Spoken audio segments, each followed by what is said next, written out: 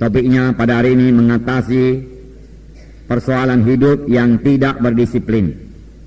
Bagaimana mengatasi orang-orang yang tidak disiplin ini? Saudaraku. Sebab minggu yang lalu kita sudah melihat menjadi murid itu harus berdisiplin. Kalau tidak disiplin namanya bukan murid. Dan kita pun tahu tanpa disiplin tidak akan berhasil. Ya, tanpa disiplin tidak bisa bertumbuh. Begitu-begitu saja, hari lepas hari, tahun lepas tahun, saudaraku, tidak memberi buah kepada Tuhan, saudaraku. Nah, dan ini, saudaraku, membuat orang tersebut gagal dalam panggilannya, gagal dalam mengikut Tuhan. Tidak heran Paulus berkata, oleh sebab itu aku melatih tubuhku dan menguasainya sepenuhnya, supaya jangan aku yang sudah mengajar orang lain terbuang. Aku melatih tubuhku, tubuhku ini tunduk kepadaku, tubuhku ini tidak bisa malas-malas ini, dia katakan. Tubuhku ini tidak bisa menderita kehendak daging. Kalau kuikuti kehendak dagingku, kemalasanku, aku akan gagal. Aku tidak berhasil, pekerjaanku terbengkalai. Tidak mau, dia katakan.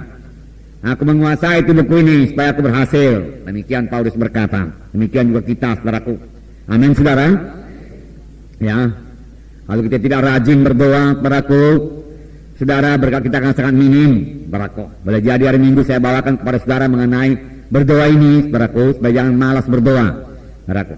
Karena kalau kamu malas berdoa, berkat tidak turun kepadamu, tidak ada padamu karena kamu tidak berdoa, firman Tuhan berkata. Ya. Nah, jadi jangan malas berdoa juga, saudaraku. Nah, saudaraku, dan minggu yang lalu, saudara, kita telah melihat, saudaraku, bahwasanya kita perlu mendisiplin diri kita di dalam merenungkan firman Tuhan, membaca dan merenungkan firman Tuhan itu haruslah itu, saudaraku. Ya. Membaca firman Tuhan, kemudian renungkan firman Tuhan, saudaraku. Terus menerus, konsisten dikatakan. Artinya dengan tekun. Tidak satu hari saja, tidak 2 hari saja. Ya, supaya kita boleh bertumbuh dalam Tuhan. Kita harus kaya dengan firman Tuhan. Dan kamu akan mengenal kebenaran Tuhan membebaskan kami, firman Tuhan berkata. Nah, kemudian kita juga harus tekun, saudaraku, dalam berdoa. Doa yang konsisten dikatakan waktu itu. 1 jam per hari, saudaraku, ya. Bersekutu dengan Tuhan, komunikasi yang 2 arah, kita mendengar suara Tuhan, saudaraku, karena Tuhan bicara kepada kita, kemudian kita mematuhinya dalam hidup kita, saudaraku. Kemudian Tuhan mendengar doa kita dan Tuhan menjawab doa kita, saudara. Lalu kita menerima hasil doa kita. Kalau kita mau berdoa, kalau kita sudah mulai berdoa dengan tekun, dengan konsisten, saudaraku, berdoa itu nggak sulit-sulit lagi. Selalu terus ada hubungan kita dengan Tuhan, saudara. Tapi kalau sudah 2 hari nggak berdoa, saudaraku, lalu masuk dalam doa, payah kali cari persekutuan dengan Tuhan pun, saudaraku. Berat rasanya. Saudaraku, bergumul lebih dahulu, saudaraku. Boleh jadi mengaku dosa dulu, saudaraku. Lalu minta darah menyucikan, baru Tuhan berikan persekutuan kepada Tuhan. Dan mengaku, mulailah kita ini rajin berdoa. Nah, kemudian saudaraku, juga kita mendisiplin diri kita supaya kita ikut kebaktian. Semua kebaktian, kegiatan-kegiatan, ya, ibadah di dalam tubuh Kristus. Kita tidak bisa memisahkan diri kita daripada tubuh Kristus, saudaraku. Menjadi orang Kristen gak bisa sendiri-sendiri, saudaraku. Kita harus, saudaraku, punya hubungan dengan tubuh Kristus, anggota-anggota tubuh Kristus yang lain, anak-anak Tuhan yang lain. Kemudian kalau kita mendisiplin diri kita, jangan malas untuk melayani, ya, jangan malas mengunjungi, saudaraku, jangan, saudara. Nah, saudara yang kasih dalam nama Yesus, saudaraku, kita semua adalah pemberita Injil, ya. Kita semua saudaraku, anak-anak Tuhan, ikut menggenapkan perintah agung, sebagaimana sudah kita lihat, dengar waktu seminar kita beberapa minggu yang lalu, saudaraku, bahwasanya perintah agung itulah bagi semua anak-anak Tuhan. Semua itu hanya bisa dilaksanakan, saudaraku, dengan berhasil kalau hidup kita berdisiplin. Amin, saudara. Kalau hidup kita tidak disiplin, saudaraku, ya, tidak berdisiplin, maka kita tidak akan bisa mengenapkan perintah agung dalam hidup kita. Kalau hidup kita tidak berdisiplin, saudaraku, maka doa kita juga tidak akan teratur, saudaraku. Ya. Maka kita tidak akan mengalami berkat Tuhan sepenuhnya, saudaraku. Oleh sebab itu sekali lagi firman Tuhan berkata, Tuhan Yesus berkata, barang siapa mau mengikut aku, dia harus menyangkal dirinya, mengangkat salibnya, mengikut aku. Dan Paulus berkata, aku melatih tubuhku dan menguasainya sepenuhnya, supaya jangan aku yang sudah mengajar orang lain terbuang. Karena saya tubuh kita ini. Haleluya. Nah, saudaraku, kita membaca dari lembaran. kita melengkapi firman Tuhan minggu yang lalu mengenai murid yang berdisiplin. Ini tambahannya ya. Hari ini karena minggu yang lalu saudara kita sudah melihat ya, contoh-contoh pun diberikan. Kalau hidup berdisiplin itu contohnya apa saudaraku? Nomor satu waktu itu apa? Prajurit. Yang kedua olahragawan, atlet ya, yang hidupnya tidak bisa sama dengan orang lain, yang menyangkal diri soal makanan, latihan keras ya.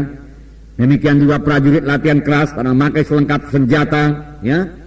Memeriksa senjata yang selalu apakah semua berfungsi dengan baik, saudaraku. Kemudian saudaraku, satu contoh lagi yaitu petani, saudaraku, yang memandang ke depan, yang punya visi ya. Jika dia bergairah mengerjakan apa yang perlu dikerjakan sekarang, saudaraku. Kadang-kadang orang tenggelam dalam goal di depan itu saja. Tapi apa yang perlu dikerjakan saudaraku sekarang ini, besok, lusa, seminggu, 2 minggu, 3 minggu untuk mencapai goal itu, dia lupa, saudaraku. Ada petani tidak demikian. Karena dia melihat ke depan, saudaraku, dia akan menuai, saudaraku, 100 kali ganda. Maka apa yang perlu dia kerjakan sekarang ini, dia kerjakan, saudaraku. Dia cabut rumput-rumput, saudaraku, dia berikan pupuk, saudaraku, dan lain sebagainya, saudaraku. Dia lihat apakah ada hama, apakah ada wereng, saudaraku. Lalu segera dia tanggulangi, saudaraku, karena dia melihat hasilnya. Kadang-kadang banyak anak Tuhan terbuai hasil 10.000, oke 10.000. Tapi menuju 10.000 itu, saudaraku, dia tidak berbuat apa-apa, nggak bisa. Ya, harus bekerja keras untuk mencapai 10.000 itu. Amin. SKS saudara harus berbelah, hitung, saudaraku, hitung. Ya, ini sudah berapa bulan ini, saudaraku, kita ini, saudaraku. Sejak dari tahun baru, saudaraku, sudah 6 bulan. Sudah SKS saudara berbelah, saudaraku. Nah, kalau belum, saudaraku, berarti saudara perlu lebih mendisiplin diri lagi. Amin. Ya. Jangan terus kepada visi, terus goal saja, saudaraku. Kamu mendisiplin diri kita. Nah, kita baca lembaran. Hari ini kita lihat mengenai jalan keluar bagi orang-orang yang hidupnya tidak berdisiplin. Bagaimana jalan keluarnya kalau memang hidupnya tidak disiplin? Ya, selalu terlambat bangun, malas melayani, apa kita berbuat? Ya.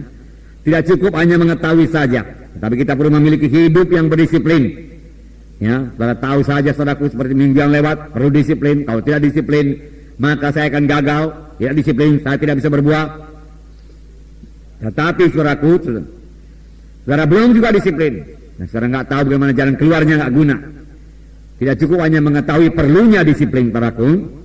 Kita juga perlu mengetahui kalau memang kita belum disiplin, bagaimana jalan keluarnya, bagaimana mengatasinya. Amin, saudara.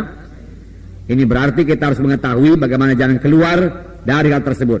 Dapatkah kita tertolong? Memang hal ini amat sulit diatasi, saudara. Tapi dapat, amin, saudara. Dengan pertolongan Tuhan tentunya. Ya, sebab dalam Tuhan kita ini sudah menjadi kejadian yang baru. Perkara lenyap, perkara baru sudah timbul. Amin, saudara. Dan Tuhan telah memberikan Roh Kudus kepada kita, di mana dikatakan, jika dengan Roh itu kamu mematikan perbuatan tubuh, maka kamu akan hidup.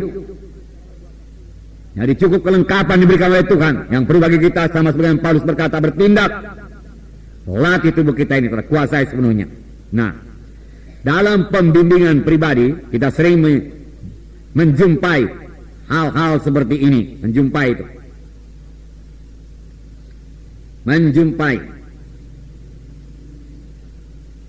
jumpa hal-hal apa ini, saudaraku? Hal-hal yang tidak berdisiplin, ya.